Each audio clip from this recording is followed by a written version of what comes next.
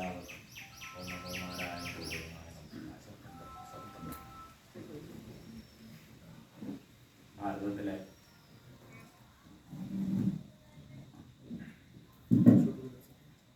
ഭാരതത്തിലെ ഏറ്റവും വലിയ ഏറ്റവും പ്രാചീനമായ നാഗ സന്യാസി സമൂഹമായ ശ്രീപഞ്ച് ദശനാം ജൂന അഖാഡയുടെ മഹാമണ്ഡലേശ്വർ എന്നുള്ള നിലയിലുള്ള ഒരു നിയോഗം കഴിഞ്ഞ മഹാകുംഭമേളയിൽ നമ്മിലെത്തിച്ചേർന്നു.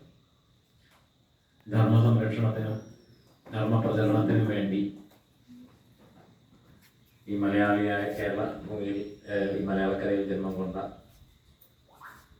ആദ്യ ശങ്കരാചാര്യ ഭഗവത്പാദരാൽ സ്ഥാപിതമായ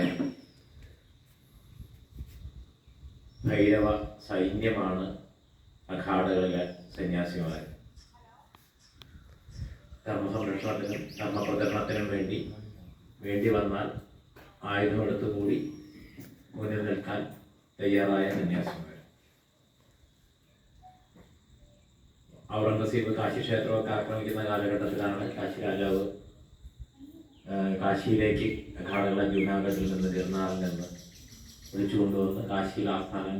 ഇപ്പോൾ കാശിയാണ്, വാരണാസിയാണ് അഖാഡകളുടെ ആസ്ഥാനം. ജൂനാഖാഡയിൽ നേരത്തെ സ്ഥലത്തുപോലെ 10 ലക്ഷത്തോളം നാഗസാധുക്കളാണുള്ളത്.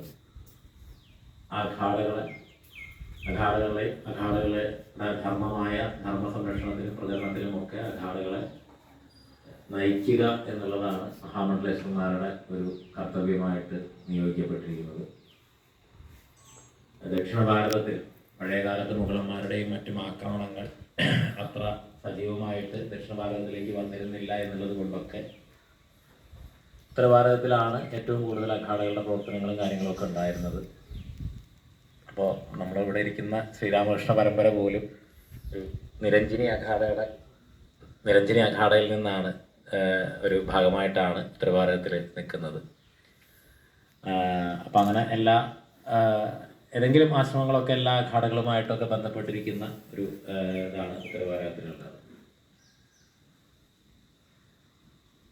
അവിടെ ദക്ഷിണ ഭാരതത്തിൽ അങ്ങനെ ഒരു ആശ്രമങ്ങൾ തമ്മിലുള്ള ഒരു കൂടിച്ചേരലോ അല്ലെങ്കിൽ അങ്ങനെയുള്ളൊരു സമാജവും സന്യാസിമാരുടെ സമൂഹവുമായിട്ടുള്ളൊരു ബന്ധവും അങ്ങനെയുള്ളൊരു ഇതുണ്ടായിരുന്നില്ല. എന്നാൽ ഇന്നത്തെ ഒരു കാലത്ത് നമ്മുടെ ആശ്രമങ്ങളും നമ്മുടെ സാധുസന്ത് മഹാത്മാക്കളും ഒക്കെ ദക്ഷിണ ഭാരതത്തിൽ വലിയ തരത്തിലുള്ള ഒരു വെല്ലുവിളികളും ഒക്കെ നേരിട്ടുകൊണ്ടിരിക്കുകയാണ്. ആദ്യകാലത്ത് ഹിന്ദുത്വം പ്രശ്നമാണ് എന്നുള്ള രീതിയിലായിരുന്നു പ്രചരണവും കാര്യങ്ങളൊക്കെ എന്നുണ്ടെന്നുണ്ടെങ്കിൽ അങ്ങനെ നമ്മളത് ആളുകളെയൊക്കെ ഏകദേശം അങ്ങനെ വിശ്വസിപ്പിക്കാൻ കഴിഞ്ഞു. ഹിന്ദുത്വം പ്രശ്നമാണ്, അത് ഹിന്ദുവായിട്ടൊന്നും വന്നുള്ള കാര്യമല്ല, ഹിന്ദുവിൻ്റെ തത്വമാണ് ഹിന്ദുത്വം, പക്ഷെ അത് ഹിന്ദുവായിട്ടൊന്നും വന്നുള്ള കാര്യമല്ല, അതെന്തോ കുഴപ്പം പിടിച്ച സാധനമാണ് എന്ന് ബോധ്യപ്പെട്ട് കഴിഞ്ഞ് കഴിഞ്ഞപ്പോൾ ഇപ്പോൾ നേരെ തന്നെ സനാതന ധർമ്മം വളരെ മോശപ്പെട്ട കാര്യമാണെന്നും അതിനെ ഉന്മൂലനം ചെയ്യണമെന്നും ഒക്കെ, അതായത് ധർമ്മത്തിലല്ല അധർമ്മത്തിൽ വേണം നമ്മൾ ജീവിക്കാനെന്ന് രാജ്യം ഭരിക്കുന്നവരും നാട് ഭരിക്കുന്നവരൊക്കെ നേരിട്ട് പ്രസംഗിക്കുന്ന അവസ്ഥയിലേക്ക്, പ്രഖ്യാപിക്കുന്ന അവസ്ഥയിലേക്ക് എത്തിയിരുന്ന ഒരു സമയത്ത് ദക്ഷിണ ഭാരതം ഉത്തര ഭാരതത്തിൽ നിന്ന് വേറിട്ടതാണ്, കട്ടിംഗ് സൗത്ത് എന്നൊക്കെ പറയുന്ന കാലത്ത് സന്യാസിമാരുടെ നേതൃത്വത്തിൽ സമാജത്തെ ധാർമ്മികരായി സശക്തരാക്കേണ്ട ഒരു ആവശ്യകത കൂടിയുണ്ട് എന്ന് കരുതിയിട്ട് കഴിഞ്ഞ 2 മഹാകുംഭമേളകളിലായിട്ട് പ്രയാഗ്രാജിലെയും അതിന് മുമ്പ് നടന്ന ഹരിദ്വാറിലെ പൂർണ്ണ കുംഭമേളയിലുമായിട്ട് ദക്ഷിണ ഭാരതത്തിലേക്ക് കൂടി അഖാഡകളുടെ പ്രവർത്തനങ്ങൾ വരണമെന്നും നമ്മൾ ആദിശങ്കരാചാര്യരാണ് ഈ ഒരു കാലഘട്ടത്തിൽ സന്യാസ വ്യവസ്ഥയെയും കുംഭമേളകളെയും ഒക്കെ പുനഃസ്ഥാപനം ചെയ്തതെന്നുണ്ടെങ്കിലും പൊതുവിൽ അവിടെ ഉത്തരഭാരതത്തിലെ സന്യാസിമാർ പറയുന്നതാണ് പിന്നൊരു മലയാളി ഇങ്ങോട്ട് വന്നില്ല എന്ന് പറയും. കാരണം നമ്മുടെ കുംഭമേളകളിലും അതുപോലുള്ള അവിടെ നടക്കുന്ന കൽപ്പവാസം അല്ലെങ്കിൽ ഓരോ സപ്തനഗരികളുടെ പരിക്രമങ്ങൾ അതിലൊന്നും അങ്ങനെ മലയാളി കേരളത്തിൻ്റെതായിട്ടുള്ളൊരു പ്രാതിനിധ്യം ഇതൊന്നും ഉണ്ടാകാറില്ല. അപ്പോൾ അമർനാഥ് തീർത്ഥാടനത്തിന് ഭാരതത്തിലുള്ള മുഴുവൻ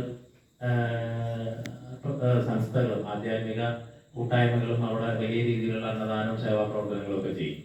പക്ഷെ അവിടെ ഇല്ലാത്ത ഒരു സ്ഥലം എന്ന് പറയുന്നത് കേരളം നല്ല സൗത്ത് ഇന്ത്യൻ. മറ്റൊരു കാര്യം, കേരളത്തിലാണ് സന്യാസിക്ക് ഒരു വെള്ളം കിട്ടാത്ത സാഹചര്യമുള്ളത്. ഒരു പരിവർത്തനം ചെയ്യുന്ന ഒരു സാധു നമ്മുടെ കേരളത്തിലേക്ക് വന്നു കഴിഞ്ഞ് കഴിഞ്ഞാൽ നമുക്കൊരു ക്ഷേത്രത്തിൽ ചെന്നാലോ അങ്ങനെയുള്ള ഒരു സ്ഥലത്ത് ഒരു ഭക്ഷണം കഴിക്കാനോ 1-2 ദിവസം നിൽക്കാനോ ഒന്നും ഉള്ള ഒരു സാഹചര്യം ഇല്ലാത്ത ഭാരതത്തിലെ ഏക സ്ഥലവും ആദിശങ്കര ജന്മഭൂമിയാണ്. അതുകൊണ്ട് തന്നെ ഉത്തരഭാരതത്തിലൊക്കെ നമുക്ക് യാത്ര ചെയ്യുമ്പോൾ കാണാം, ഓരോ തീർത്ഥാടന സ്ഥലങ്ങളിലേക്ക് പരിവർത്തനം ചെയ്തുകൊണ്ടിരിക്കുന്ന ഒരുപാട് സാധുമാന്മാരെ കാണാം.